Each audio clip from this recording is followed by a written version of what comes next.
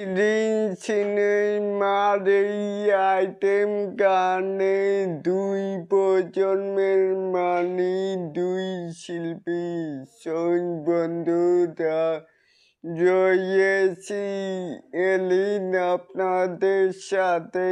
তাই বলে আসুন আমাদের মূল টপিকে।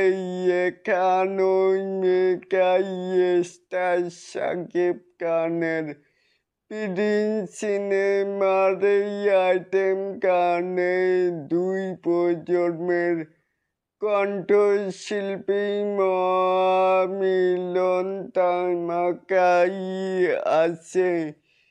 তারপর এই প্রিন্স ছবির আইটেম গানে কণ্ঠ দিয়েছেন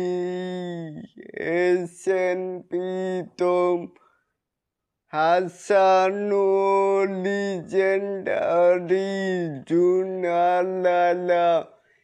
তাহলে এটাকেই আপনারা কেমন করে দেখছেন চাইলে কিন্তু নিচে থাকা কমেন্ট বক্সে জানাতেই পারেন।